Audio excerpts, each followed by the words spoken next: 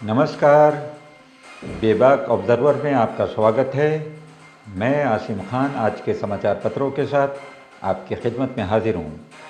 हम अपने सुनने वालों को याद दिला दें कि हम यहाँ उन्हीं खबरों का चयन करते हैं जिनमें कोई ना कोई कंट्रोवर्सी, विवाद, किसी न किसी से टकराव या कोई ना कोई एजेंडा होता है, या फिर वो खबरें जिन्हें मेन स्ट्रीम मीडिया या तो बहुत छोटा या बहुत बड़ा करके दिखाता है। तो आइए आज की सबसे पहली खबर इंडियन एक्सप्रेस से, जिसका शीर्षक है टिफ़िन में बिरयानी लाने पर स्टूडेंट को एक्सपेल करने के विवाद के बाद यूपी के स्कूल प्रिंसिपल को क्लीन चिट मिल गई।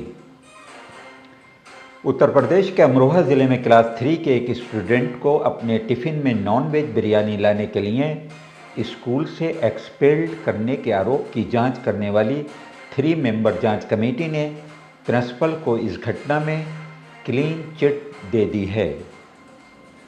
आपको याद दिला दें कि पिछले हफ्ते प्रिंसिपल और स्टूडेंट की मां के बीच बातचीत का एक कथित वीडियो वायरल होने के बाद विवाद खड़ा हो गया था, जिसकी वजह से ज़िले में मुस्लिम कमेटी के मेंबरान ने प्रोटेस्ट किया था। हालांकि लड़के की मां ने कहा कि प्रिंसिपल ने कहा था कि उसके बेटे को स्कूल से निकाल दिया गया है। लड़के की मां ने द इंडियन एक्सप्रेस को फ़ोन पर बताया, प्रिंसिपल ने कहा था कि वो एक आतंकवादी है और उन स्टूडेंट्स के लिए कोई जगह नहीं है जो दूसरों को नॉन-वेज खाना साझा करने के लिए मजबूर करते हैं और स्कूल कैंपस के अंदर शिक्षा के मंदिर को नुकसान पहुंचाते हैं।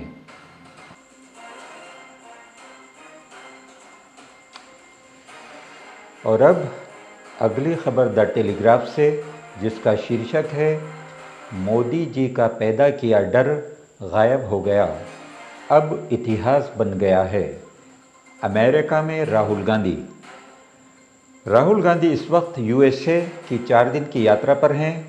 उन्होंने वाशिंगटन डीसी में प्रेस्टिजियस जॉर्ज टाउन यूनिवर्सिटी और एक दूसरे प्रोग्राम को संबोधित किया।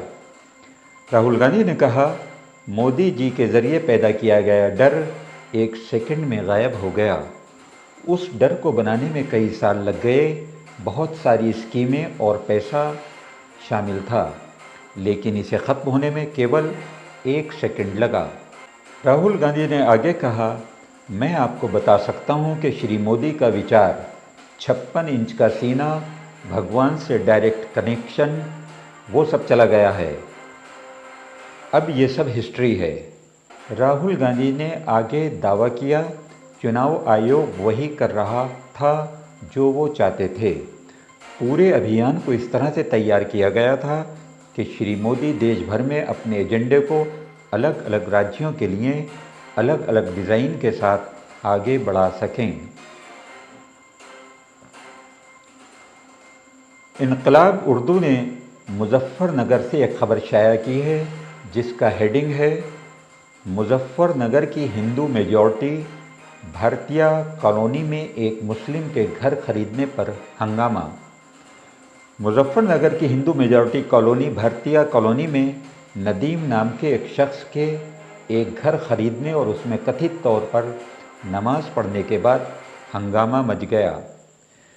शिद्दत पसंद तंजीमों का आरोप है कि इस घर में कथित तौर पर नमाज पढ़ी जा रही थी। जब संगठन के लोग पुलिस के साथ वहां पहुंचे तो उनका कहना है कि वहां घर के अंदर कई कमरे बनाए जा रहे थे, जिनमें मदरसा बनाने का भी मंसूबा था और यहां बाकायदा नमाज पढ़ी जाती थी। उनका कहना है कि अगर मुस्लिम समुदाय ने घर खाली नहीं किया तो इस कॉलोनी के हिंदू पलायन कर जाएंगे। फिलहाल मौके पर पुलिस का भी पहरा कड़ा कर दिया गया है। शिद्दत पसंद तंजीमों ने 2 दिन का वक्त देते हुए कहा है कि अगर ये लोग ये घर बेचकर नहीं गए तो और भी विरोध प्रदर्शन किए जाएंगे। रविवार को मकान खरीदने के विरोध में सुमन, कविता और अरविंद शर्मा के नेतृत्व में प्रदर्शन हुआ। शिद्दत पसंद नदीम के घर पहुंचे और दंगा किया। मुस्लिम नामों वाले बैनर फाड़ दिए गए। हिंदुस्तान टाइम्स ने बीजेपी स्पोक्सपर्सन आरपी सिंह के हवाले से एक खबर प्रकाशित की है, जिसका शीर्षक है सिख कमेंट्स पर बीजेपी नेता ने राहुल गांधी को दी अदालत में घसीटने की चेतावनी। बीजेपी स्पोक्सपर्सन आरपी सिंह ने मंगलवार को लोकसभा में leader of opposition Rahul Gandhi को भारत में सिखों के बारे में अपनी कमेंट्स दोहराने की चुनौती दी। उन्होंने कहा कि वो उन्हें अदालत में घसीटेंगे। आरपी सिंह ने कहा, दिल्ली में 3000 सिखों का नरसंहार किया गया, उनकी पगड़ियाँ उतार दी गईं, उनके बाल काट दिए गए और दाढ़ी काट दी गई। राहुल गांधी ये नहीं कहते कि ये तब हुआ जब कांग्रेस सत्ता में थी। मैं राहुल गांधी को चुनौती देता हूँ कि वो सिखों के बारे में जो कह रहे हैं उसे भारत में दोहराएं और फिर मैं उनके खिलाफ मामला दर्ज करूँगा और उन्हें अदालत में घसीटूँगा। आपको याद दिला दें, इस वक्त अमेरिका के दौरे पर कांग्रेस नेता ने कहा था कि वो जो लड़ाई लड़ रहे हैं वो इस बात को लेकर है कि भारत में सिखों को पगड़ी पहनने की इजाज़त दी जाएगी या नहीं। और अब बीबीसी हिंदी ने बिहार से एक रिपोर्ट दी है। 40 दिन में 7 नेताओं की हत्या और 3 सांसदों को धमकी, तेजस्वी के आरोपों में कितना दम। बिहार में पॉलिटिकल पार्टी से जुड़े नेताओं की हत्या का आंकड़ा देखें तो महज 1 अगस्त से 9 सितंबर तक कम से कम 7 नेताओं की हत्या राज्य के अलग अलग हिस्सों में हो चुकी है। बीजेपी के मुन्ना शर्मा और अजय शाह सहित वेस्ट चंपारण में जेडीयू नेता विभव राव, सहरसा में जेडीयू नेता जवाहर यादव, हाजीपुर में आरजेडी नेता पंकज राय और मुंगेर में बीजेपी नेता बंटी सिंह की हत्या इस दौरान हुई है। वहीं सोमवार की शाम बिहार के अरवल में सीपीआई-एमएल के लोकल नेता सुनील चंद्रवंशी को गोली मारकर हत्या कर दी गई।